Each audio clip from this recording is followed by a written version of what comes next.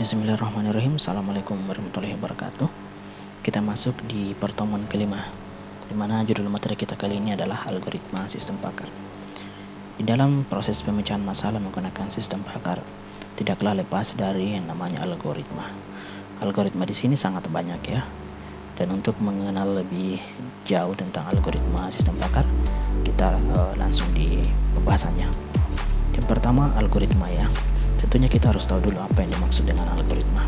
Algoritma itu secara umum adalah suatu urutan dari beberapa langkah logis dan sistematis yang digunakan untuk menyelesaikan masalah tertentu.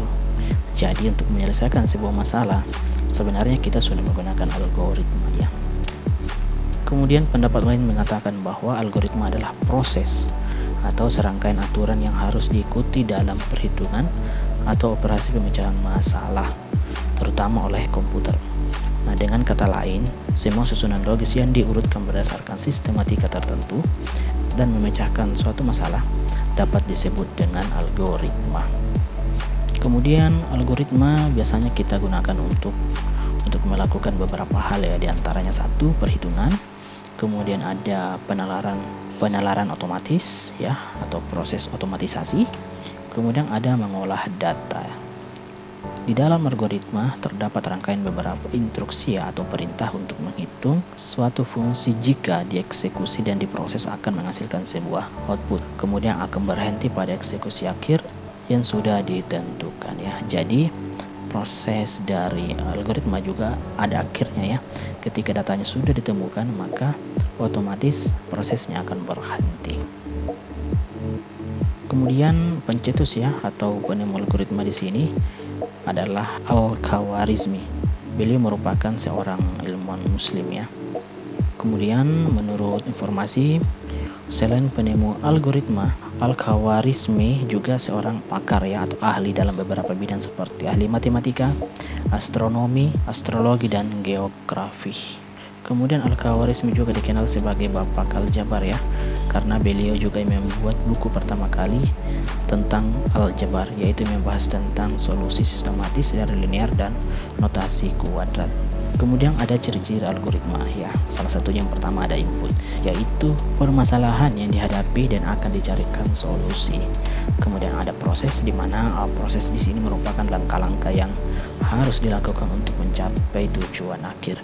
Dan yang ketiga ada output ya, di mana output di sini merupakan tampilan akhir yang didapatkan dari suatu algoritma. Jadi dalam algoritma ada 3 proses, yaitu adalah input, proses, dan output.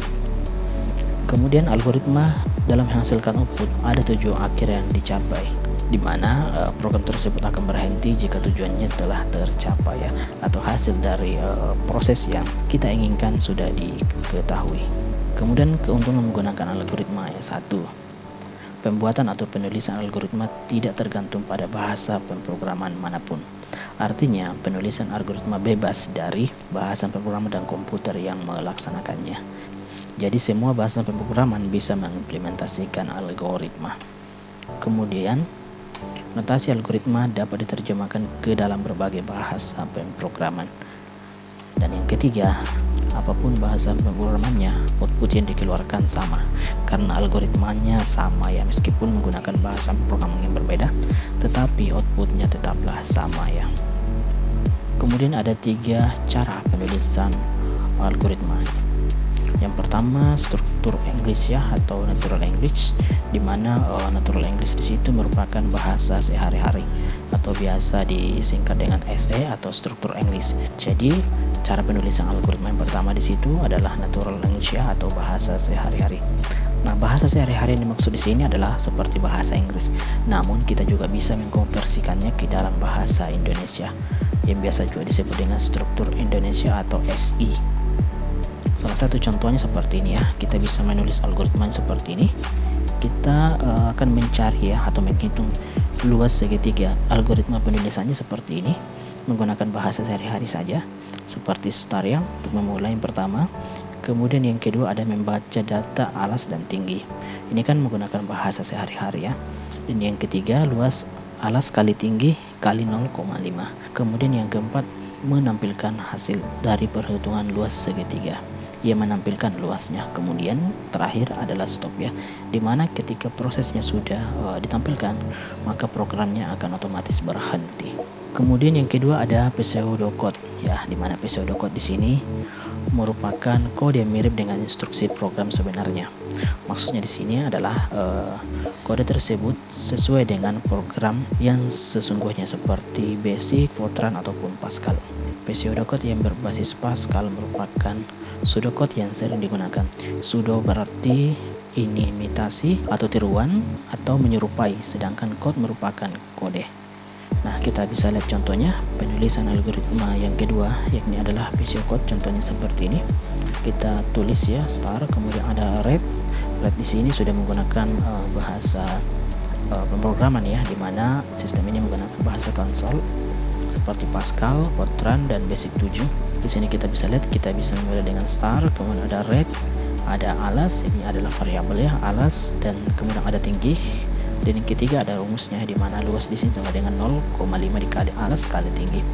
Dan print artinya menampilkan luasnya ya, luas di sini dari proses yang ada di sini. Kemudian program akan berhenti karena datanya sudah ditampilkan. Jadi ini yang dimaksud dengan pseudocode ya, di mana pseudocode di sini adalah proses penulisan algoritma yang kedua. Dan yang ketiga ada flowchart ya. Ini yang paling banyak digunakan ya, seperti dalam penyusunan skripsi, penulisan algoritma banyak digambarkan menggunakan flowchart. Flowchart di sini adalah bagan alir atau skema bagan atau chart yang menunjukkan aliran atau flow di dalam suatu program secara logika. Flowchart merupakan metode yang paling banyak digunakan untuk menggambarkan algoritma dalam bentuk notasi tertentu. Flowchart merupakan gambar atau bagan yang memperlihatkan urutan dan hubungan antara proses beserta pernyataannya.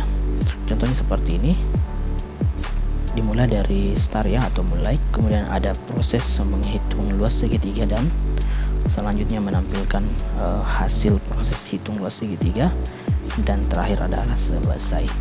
Jadi di sini ada 3 ya metode yang bisa kita gunakan dalam menggambarkan algoritma.